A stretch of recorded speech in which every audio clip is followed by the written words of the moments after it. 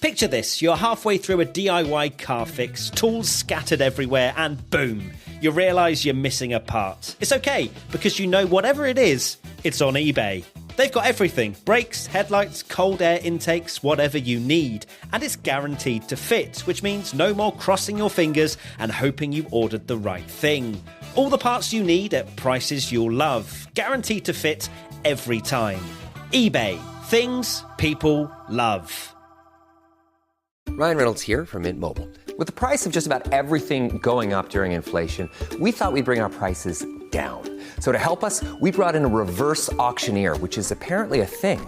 Mint Mobile Unlimited Premium Wireless. How to get 30, 30, bit to get 30, bit to get 20, 20, 20, bit to get 20, 20, bit to get 15, 15, 15, 15, just $15 a month? Sold! Give it a try at mintmobile.com/switch. $45 upfront payment equivalent to $15 per month. New customers on first 3-month plan only. Taxes and fees extra. Speed slower above 40 gigabytes. See detail. Hello and welcome, and thanks for joining me for this episode of Stray Thoughts. I'm Damian Robb, writer, podcaster, and educator, and on this podcast, I try to cobble together some stray thoughts into messy but meaningful essays. It's a kind of audio blog, so much so that you can also read the episodes and see any associated images by going to damianrobb.com/stray thoughts. So let's do it. Let's share some stray thoughts. And for this one, I want to talk about a writing marathon and creating challenges.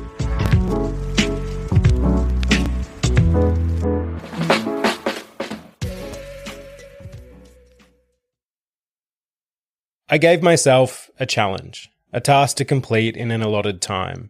I gave it a name and specifications, gave myself some rules to follow. Then I went about completing it. That's the short version of this story. That's the version I told myself when coming up with this challenge. But it turned out, like most things, there was a lot more to the story than I was expecting. There were highs and lows, adrenaline and despair, and best of all, treasure to be uncovered. I didn't expect any of that when I started. I just wanted to give myself a challenge. Needed to, even, because, well, actually, let's do this right. Let's start with Part 1, the backstory. Every week, I sit down with two of my friends to talk about horror movies. We, at least initially, were not fans of horror movies. Avoided them entirely, in fact, due to being the self-confessed cowards we are. We were fans of movies in general and story as a whole, and so as burgeoning writers who had recently ended a podcast we had all co-hosted, were looking for an outlet to further talk about these things we were so passionate about. It was in doing the previous podcast that we discovered our shared cowardice, and so one day, not too long after it had wrapped, I had a thought. What if the movies these three friends chose to talk about were the ones they had avoided for so long? Cowards talking horror movies. That had a nice ring to it. So I pitched it to my cowardly friends, Tom and Sean, and they likewise saw the appeal it could have both for listeners and ourselves. And so we sat down together and we came up with the format for our new podcast, Scaredy Boys. In other words, we gave ourselves a challenge, a task to complete in an allotted time. We gave it a name and specifications, gave ourselves some rules to follow, then we went about completing it. We have now been doing that podcast for 5 years and have watched and discussed over 200 horror movies. It has grown into something so much greater than I ever could have expected. Because we gave ourselves that challenge, we have found some incredible films and some terrible ones. We have been welcomed by a community that we had previously thought would shun us, and then have gone on to foster a subsection of that community ourselves. We've given ourselves permission to be creative and then share that creativity publicly. We've done live shows, started a Patreon and been surprised and delighted by the response, and had innumerable heartwarming communications from listeners, all because we gave ourselves a challenge and then kept adding to it. Which brings me to the latest addition. Let's call it a supplementary clause. Still part of the initial Scaredy Boys idea, but also something new. This once again came from a thought that as soon as I had it, I thought it was a good one. Tom, Sean, and I are all writers. That's how we met a decade ago now, in a Masters of Screenwriting course. With our deep dive into horror now 5 years in, we have grown to love the genre, to learn about its many hallways and doorways, and find the ones we're happy, if still not a little fearful, to walk down and through.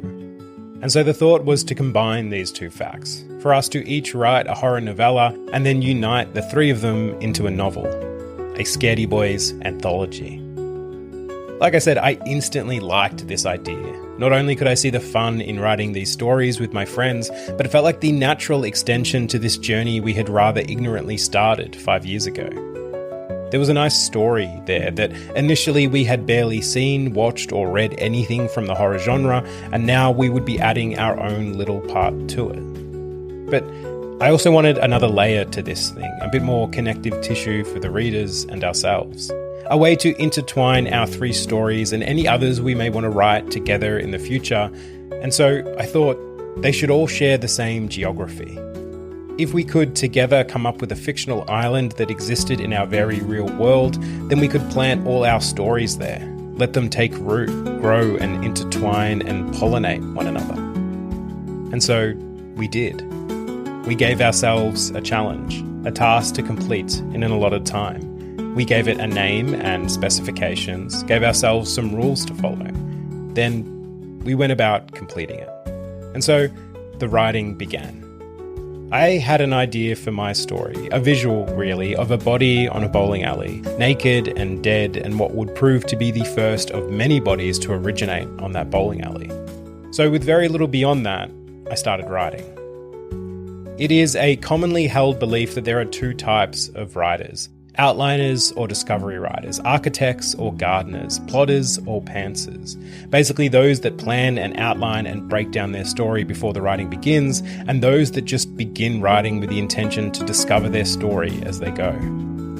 In truth, like most things, it is a spectrum, but for the most part I've always seen myself on the discovery writer end of that spectrum.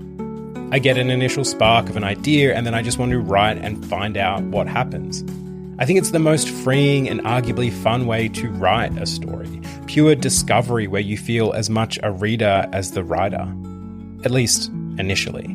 However, usually at some point in the process, the craftsperson in me will kick in and I want to know the structure of the thing. Ensure that I'm following the lamppost through the forest and moving toward an exit, not just walking in circles. With the bowling alley story, I had begun walking in circles, or maybe I had simply stopped in the middle of the forest with no idea where to go. So I switched hats. I took off my Discovery Writer sun hat and instead put on my outliner trilby. I plotted out my story and soon realised that part of the problem was that it was likely too big for a novella. Or rather that the ultimate version of the story, the one that I believed would be most satisfying to better set up and pay off the mystery I'd developed and give my characters a more complete arc, was a novel. That was sort of exciting. I could now see my way through the forest, and while the journey would be longer than I had first expected, it felt like a journey worth taking. Except, it also left me with a quandary, because I still needed to write a novella for this anthology. Which brings us to part 2, the doing. While we had no official deadline for the Scaredy Boys anthology, I was now very far behind even our shimmering and watery one. Sean and Tom were each at least halfway through their first drafts, and now I was back to not having written a single word, now without even the idea of a story to dive into. Except, that wasn't entirely true. In the writing of the bowling alley novella turned novel, and with the thought of an island of stories that would grow and intertwine and pollinate one another, I had planted some seeds for a potential future Scaredy Boys anthology story. One that came from a background dilemma in the bowling alley story, and that only brushed up against the true narrative, but a potential Easter egg for readers to find only when we would release a second or third volume of stories.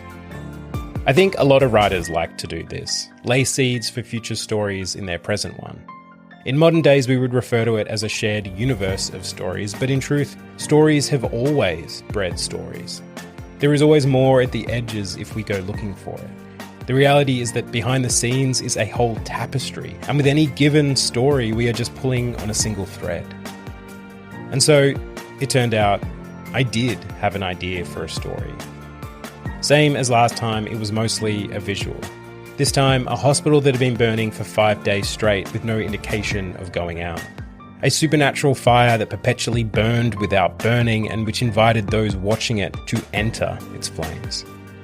But that was it, just that idea. And an idea is not a story. We need a lot more for that. Mostly what we need is characters, a want, and a reason to pursue that want. So with all that in mind, the challenge was born. Namely, just how quickly could I write a first draft of this story? Could I do it in a week? What would that look like? A novella is traditionally between 20 to 40,000 words, so how many words would I need to write a day? The more I thought about it, the more excited I got. Not only would this challenge solve the quandary I had found myself in, ensuring that I had a first draft of my anthology story as quick as could be, but the limitations seemed fun. It would force me to push myself, to find some limits and break past them, and would test another theory I've been playing with this year: don't look back storytelling. As this excitement bubbled, a few final thoughts occurred and the last pieces fell into place. I would have to keep my outliner trilby on for a little bit longer. Moving at this speed would necessitate I go full outliner on this one. And to keep myself honest, I should do it publicly. Make a quick video at the end of each day documenting my progress, or lack thereof, and post it on my socials. Basically, invite people in. And now the challenge was set. A week to write a novella, 2 days of planning, 5 of writing. If we assume that the whole story might be around 25,000 words, that would mean 5,000 words written each day. An insane number, but maybe achievable? We would find out. That was the point of the challenge. So I made a quick video detailing all of this. It was a Wednesday. I would plan and plot over the next 2 days, Thursday and Friday, have the weekend off, and then begin writing the following Monday with the intention to finish on the Friday or crash and burn. For the outlining, I started with character. There are many ways to start a story, many initial inspirations from which the story grows. For me, it mostly comes from an idea, some clashing of thoughts that interest me and makes me want to show others why it's interesting. A body in a bowling alley, a hospital fire that won't go out. Rarely does it start with a character. Often, I wish it would. Story is nothing without the characters driving them. They are what the story is really about. The ideas and visuals and tone is all just window dressing. It's the character and their journey that is the true spine of any story. So that's where I began, asking myself who would be affected by this hospital fire. Would they want to put it out? Are they benefiting from it? Did they start the fire? Do they work at the hospital? Are they one of the few who found themselves inexorably drawn to enter the fire? Through this process of asking questions, I was able to get more and more clarity as to who stood at the center of this story, slowly pulling them into focus. From there, I was able to draw out their wants, the thing that would, at least initially, set off and drive the story, and get an idea of the people and the world around them. With all that in place, I was able to next start to focus on the plot. I started broadly, scratching out a basic map through the forest, one that looked like it had been drawn in crayon by a child. All of that took me about a day, 8 to 9 solid hours of thinking and brainstorming and asking questions, then forcing answers from myself. That's what most of writing is, creating problems, then finding solutions, and making a whole lot of decisions. The next day was more of the same, except now I was adding detail to my map. I went hard on the plotting, starting with an act breakdown, then a chapter breakdown, and finally a beat sheet. Each time refining my map until I knew just about every landmark and turn. Then, my 2 days were up. I had the weekend for any final thoughts to appear, and on Monday, I started writing. Sharing all the joy that the holiday season brings has never been easier. With Celebrations Passport from 1-800-Flowers.com, my one-stop shopping site for even those hard-to-gift people. With Celebrations Passport, I get free shipping on thousands of amazing holiday gifts, like festive flowers and arrangements, and fresh fruit and gourmet gift baskets from Harry & David. Make the holidays merrier by gifting smarter at 1-800-Flowers.com/ACAST. That's 1-800-Flowers.com/ACAST. Ryan Reynolds here from Mint Mobile. With the price of just about everything going up during inflation, we thought we'd bring our prices down. So to help us, we brought in a reverse auctioneer, which is apparently a thing. Mint Mobile Unlimited Premium Wireless. How to get 30, 30, bit to get 30, bit to get 20, 20, 20, bit to get 20, 20, bit to get 15, 15, 15, 15, just $15 a month? Sold! Give it a try at mintmobile.com/switch. $45 upfront payment equivalent to $15 per month. New customers on first 3-month plan only. Taxes and fees extra. Speed slower above 40 gigabytes. See detail. Parents want safer online experiences for their teens. That's why Instagram is introducing Teen Accounts, with automatic protections for who can contact teens and the content they can see, giving parents more peace of mind. Learn more at instagram.com/teenaccounts. 5,000 words is more than I have ever written in a single day. Stephen King famously does 2,000 words every day, rain, hail, or shine, and this is considered a lot. So, more than double that meant I was undoubtedly biting off more than I could chew. But thankfully, on that first day, that number didn't feel daunting. It felt inspiring. I got up at 6 a.m. and pretty much got writing straight away. The start of a story is, to my mind, the easiest part. It's setting the scene, introducing the characters. Things are fresh and new. It's exciting. Best of all, it doesn't yet require connecting everything to everything else, and so there's a real freedom to the writing. It's also, even with as much outlining as I'd done across my 2 days, still full of discovery, and for me that's where the fun comes in. So, day one went well. I wrote for pretty much 12 hours and was surprised by how much I liked the words I had written. I felt good, but also knew that this would be the easiest of all the days.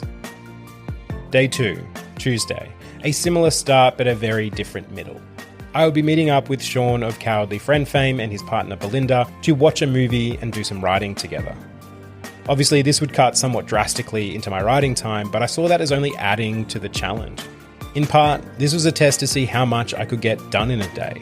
And it's rare that I have a clean slate to write all day, and so I was keen to find out if I could still hit my 5,000 word goal with a few other obligations thrown in. The day was a good one. I got some writing done before meeting up with my friends, but only a little done throughout the course of the day, too distracted by their good company. This found me getting home at around 6:30 p.m. with still 2,500 words to write.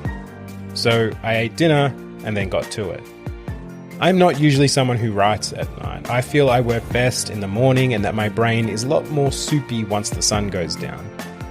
But again, the point of this challenge was to test and push against my usual limitations.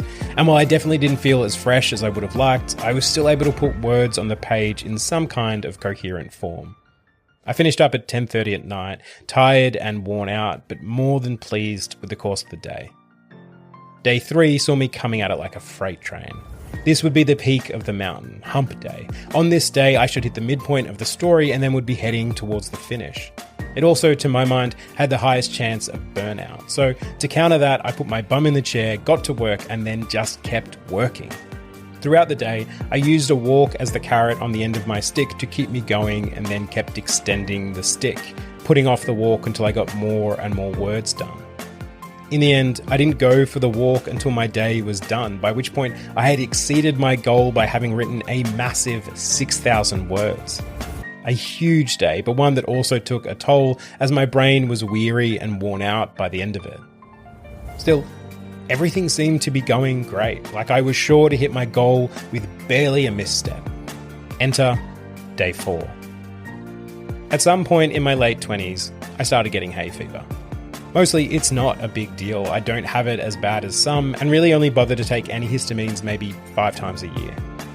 As it turned out, this was one of those days, and it hit me harder than I have ever experienced before. When I started writing, I had a sniffle. A need to sniff every other minute. Then my eyes started to itch and my head felt fuzzy. All these symptoms slowly grew to mammoth proportions so that they all became impossible to ignore. I got a box of tissues and was soon creating a pile of used ones that exceeded those left in the box. So I took an antihistamine and kept going. The antihistamine didn't work. This is just how it goes sometimes. The body learns the trick of a particular antihistamine, and so, because we're lucky enough to have options, you have to go with a different one to keep it on its toes. Eventually, I did exactly that, walking down to the pharmacy, still sniffing and congested, now desperate for a release. And I mean desperate. The symptoms had grown to such a degree that I felt a little like I was going out of my mind. My head felt full of static which was leaking out of my eyes and nose. My head swam. I tried to pull it out of the water, but because the water was inside of my head, I had nowhere to go. All this to say, it was hard to keep the words coming under these conditions. Maybe an hour after I got my second kind of antihistamine, my symptoms started to recede and I began to feel a little more sane. On any other day, I would have called it. I felt wet and wrung out and had managed to get a few thousand words done. But I had given myself a challenge and I really wanted to go about completing it. So I forced myself back to my laptop and continued working. I scraped across the finish line, more than happy that the day was done. Day 5 was also a slog. I think the efforts of the week had finally caught up with me, and so energy-wise, I was running on empty. Add to this that the ending of a story is the opposite to starting one. It's pulling all the threads together in a way that meets and honours all that has come before. It's the climax, the landing, and it necessitates a whole lot more thought to get it right. I once more just managed to get my 5,000 words in on what should have been my final day. Except the story wasn't done yet. While I had achieved the goal of hitting 5,000 words a day for 5 days, one more would be needed to finish things off. So on Saturday, we had a bonus writing day. It turned out to take another 4,000 words to finish this story, making the entire thing 31,000 words long. Finishing, I felt happy, relieved, excited, spent. 6 days of intense writing, 2 of planning, and now there was a new story in the world, one that was admittedly very first draft. But first drafts are the hard part, and so while in time I would rewrite and edit and polish this thing until that first draft roughness was smoothed away, for now I had finished the challenge. Completed the task in its allotted time, followed my rules and specifications, wrote a story, and given it a name. Which brings us to part 3, the conclusions. Like I said at the start of all this, there was a lot more to this challenge than I was expecting. I did it mostly as a way to motivate myself to quickly get a story down and because it seemed like a bit of fun. But in reality, it was a lot more eye-opening than that. It helped me realize just how much I can get out of a day and that with a bit of focus, the right trigger and set of expectations, then it really does just become about doing the work. Work is work. It demands what it demands, but those demands are often a lot bigger in my mind than they prove to be on the page. So by just starting without all the surrounding overthinking, by having those specifications and rules to follow, it's surprising just how easily it can get done. Easy here meaning just putting one word after the other, slowly and mechanically building out a story, which, while taxing, isn't as complicated as I can sometimes think it to be. It's not an impossible puzzle. It's taking driftwood and building a tower. And sure, that tower won't be perfect. It'll be ramshackle and janky, but as long as it stands, that's where redrafting and honing comes in. Which brings us to the idea of don't look back writing. This is something I've been thinking about a lot this year. So much of, at least my writing, is slowed down by constantly looking back, by overthinking and doubt, by rewriting and editing and critiquing as I go. Something that I think only ever hurts the process. The story is unfinished, and so why would I try to critique an unfinished product? But it can be really hard to turn off that internal critic, and so to counter that, I had the idea of don't look back writing, where you write so hard and fast without ever looking back that the internal critic never gets an opportunity to voice their opinion. Don't get me wrong, that internal critic is necessary, but only after the finished first draft. With this challenge, I finally managed to put that theory into practice. By setting such a high goal for each day, I forced myself not to have the time or luxury to look back. I could only look forward. I could only keep writing, and because of that, I achieved exactly what I was hoping for. I built my driftwood tower, and I did so in record time. Now that the theory is somewhat proven, the next step will be to master it, to break previously held habits and click into a don't look back mindset with every first draft. Something that I know will require more practice and likely more challenges.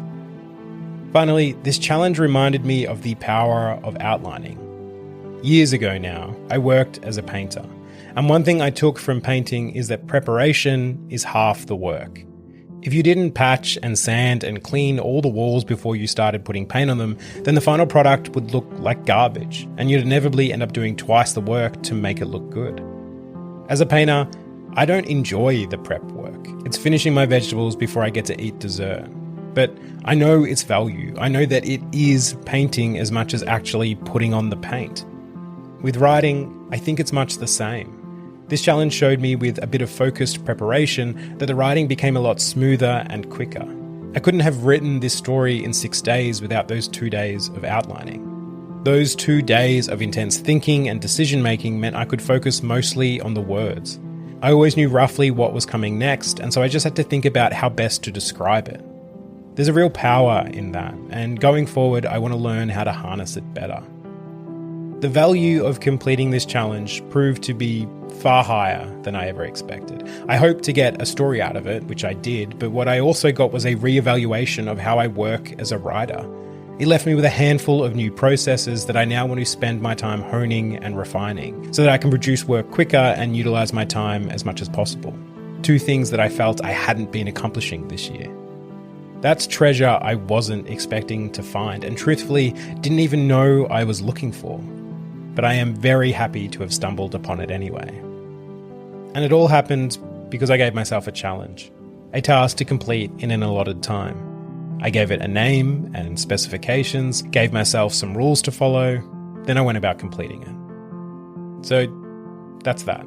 But there is one last thing I want to mention.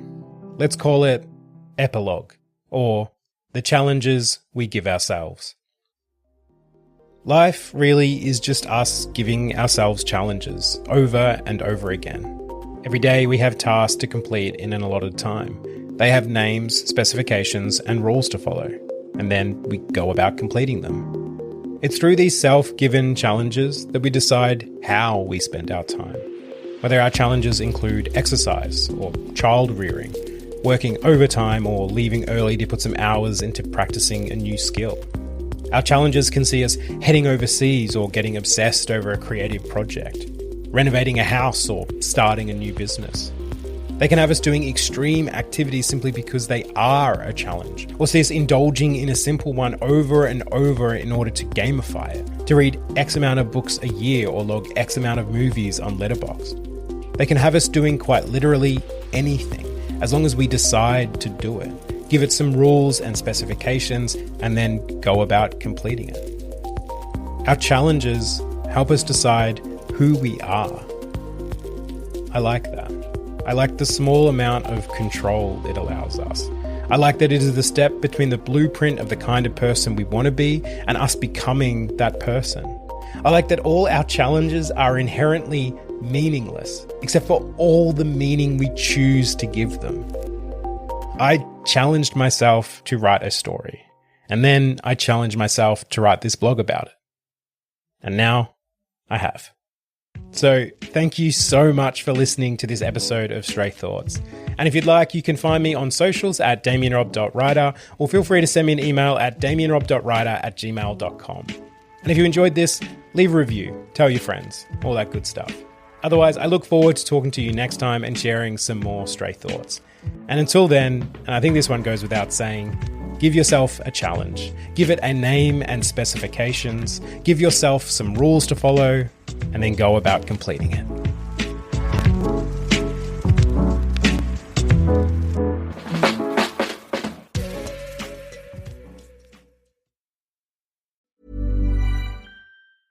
Sharing all the joy that the holiday season brings has never been easier. With Celebrations Passport from 1-800-Flowers.com, my one-stop shopping site for even those hard-to-gift people. With Celebrations Passport, I get free shipping on thousands of amazing holiday gifts, like festive flowers and arrangements, and fresh fruit and gourmet gift baskets from Harry and David. Make the holidays merrier by gifting smarter at 1-800-Flowers.com/ACAST. That's 1-800-Flowers.com/ACAST. Once upon a time, Amazon Music met audiobooks, and listeners everywhere rejoiced. Oh, yeah. Because now they could listen to one audiobook title a month from an enormous library of popular audiobook titles, including romantasy, autobiographies, true crime, and more. Suddenly, listeners didn't mind sitting in traffic or even missing their flight. Amazon Music Unlimited now includes Audible. No way. Download the Amazon Music app now to start listening. Terms apply. There are some football feelings you can only get with BetMGM Sportsbook. That's right. Not just the highs, woo! The O's, or the no-no-nos. No! It's the feeling that comes with being taken care of every down of the football season. The feeling that comes with getting MGM Rewards benefits or earning bonus bets. So, whether you're drawing up a same-game parlay in your playbook or betting the over on your favorite team, the BetMGM app is the best place to bet on football. You only get that feeling at BetMGM, the sportsbook born in Vegas, now live across the DMV. BetMGM and GameSense remind you to play responsibly. See BetMGM.com for terms. 21 plus only, DC only, subject to eligibility requirements. Gambling problem? Call 1-800-GAMBLER.